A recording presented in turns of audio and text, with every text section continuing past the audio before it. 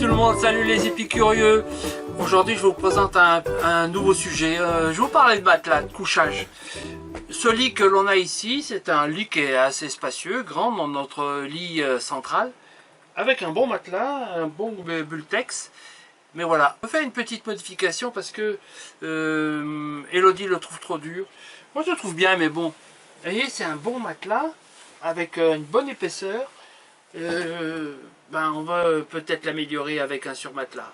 C'est le sujet d'aujourd'hui. Qu'est-ce qu'on peut faire pour améliorer notre literie?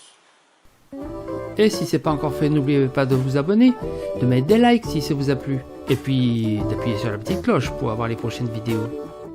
On reçoit aujourd'hui ce surmatelas bambou que l'on a commandé pour aménager correctement notre lit dans le camping-car, parce qu'on le trouve un peu rigide. Enfin bon, c'est plutôt Elodie qui s'en plaint, elle dort mal dessus, donc on a acheté ce surmatelas. Alors de quoi il s'agit exactement? Je vais vous montrer ça.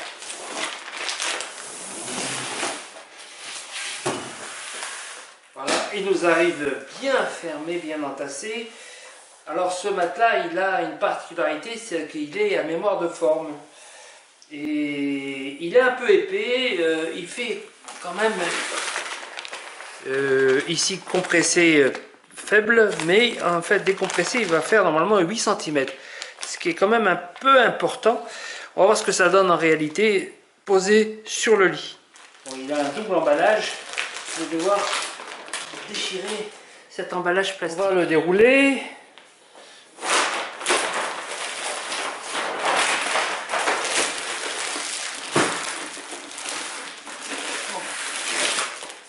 Là, comme vous le voyez, il est encore sous vide. Et donc, normalement, quand je vais l'ouvrir, il va se gonfler. C'est un matelas qui est rectangulaire. Or, le lit dans le camping-car, il n'est pas rectangulaire. Donc, on a prévu, une fois posé, comme vous allez le voir, on va retailler les bords pour arriver à respecter l'arrondi du lit. Enfin, on espère que ça sera possible. Et c'est ce qu'on va voir. Ce matelas est un matelas en 140-190. C'est la taille de notre lit, il doit y avoir toutes les dimensions possibles selon ce que vous avez dans votre camping-car. Comme je viens de le soulever et qu'il me paraît assez lourd, je vais le peser. Alors, comme vous le voyez, il fait presque 10 kg. C'est quand même assez lourd. Le voilà maintenant déplié. Et dans ce matelas, il y a une enveloppe, comme vous le voyez ici, qui est en bambou à 32%. Cette housse apporte un petit plus parce que les fibres naturelles de bambou ont une propriété qui est naturellement absorbante et va protéger de l'humidité et diffuse la chaleur pendant la nuit.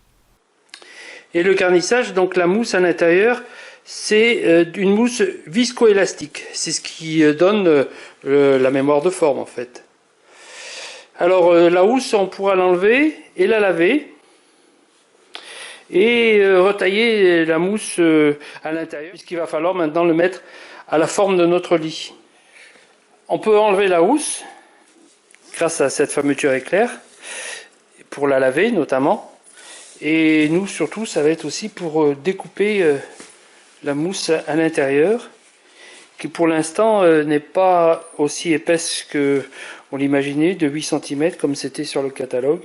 Je pense qu'elle va prendre au fur et à mesure de l'air et se mettre à gonfler, parce que là pour l'instant elle fait 2 cm. Pour l'instant elle fait 2 cm.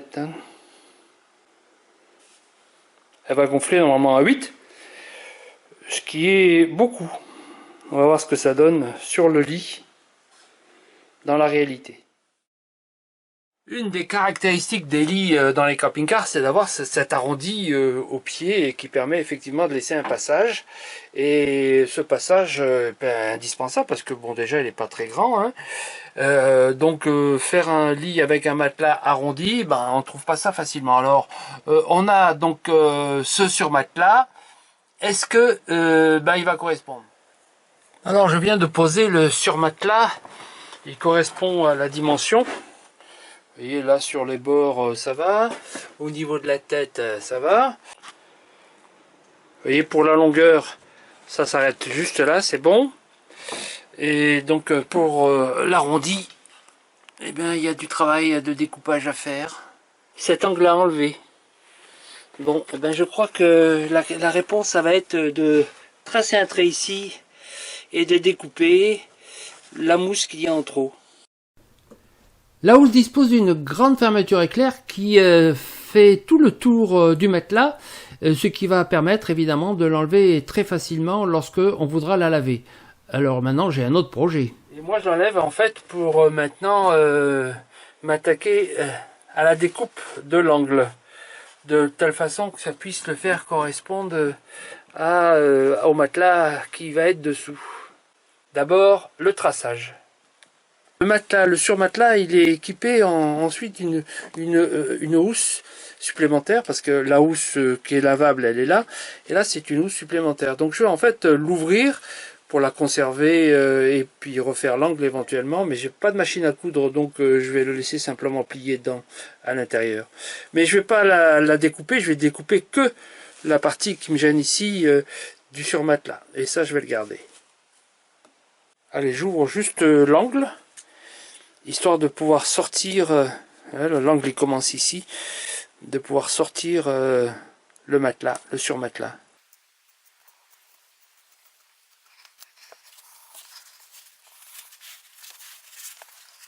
Voilà, je vais pouvoir découper en traçant dessous avec mon feutre. Et voilà, aussitôt dit, aussitôt fait, et ma découpe, elle est toute tracée. Allez, au ciseau. Bon, j'attaque en biais. J'espère que ça va se faire facilement. Ouais, assez facilement. J'ai l'impression de couper de la guimauve. C'est de la vraie guimauve, hein. Moi qui adore ça.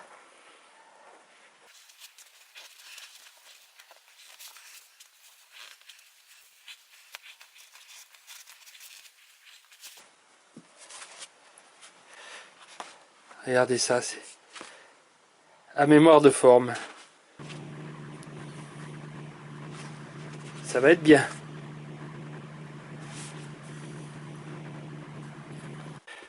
J'ai enlevé l'angle qui me dérangeait. Et avec cette histoire de mémoire de forme, c'est pas facile à couper correctement. Et c'est un peu saccadé, mais bon, ça le fera quand même, hein, parce qu'une fois que j'aurai mis la housse, et voilà, et le rebord, si j'arrive à le recoudre par dessous, ben voilà, ça le fait, hein. Et là, je suis complètement la forme du matelas qu'il y avait dessous. Bon, bah, je vais faire l'autre côté maintenant, et puis une fois que j'aurai remis la housse correctement, on ne verra même plus que c'est moi qui ai découpé l'angle. C'est parti. Donc j'ai fait le traçage. Et j'ai plus qu'à découper. C'est pas si facile à découper, hein, avec cette mousse. J'avais déjà acheté une fois une mousse que j'avais fait découper, et les gens, les professionnels, ils coupent avec un fil chauffé, ce qui se fait très facilement. Alors là, pour cette espèce de guimauve, en fait, je me suis aperçu que c'était beaucoup mieux si je la compressais avant de la couper, parce que du coup, je la coupe plus de manière uniforme, moins en dents de scie comme de l'autre côté que j'ai fait auparavant. Et voilà, mes deux arrondis sont réalisés. Je vais maintenant remettre la housse lavable par-dessus et remettre le drap. Mon surmatelas découpé est maintenant installé et sur l'ancien matelas. Donc voilà, j'ai maintenant un angle identique entre les deux matelas. Et la circulation est assurée de part et d'autre. Voilà un ensemble fini qui me satisfait tout à fait.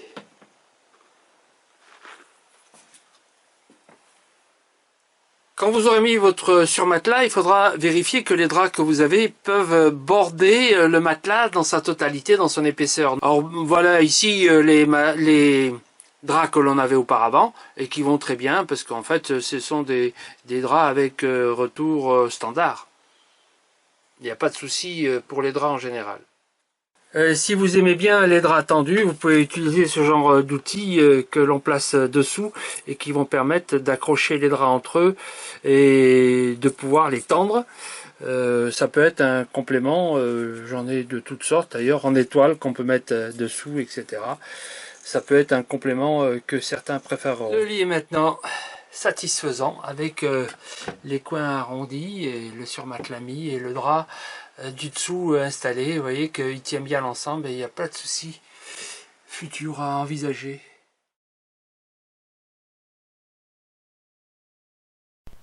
Et voilà, notre surmatelas est installé avec sa mémoire de forme. On va passer des super nuits et comme Timouze, on va pouvoir faire des cabrioles. Eh bien, je vous souhaite de passer de bonnes nuits et je vous dis à bientôt pour les prochains tutos. Bye bye.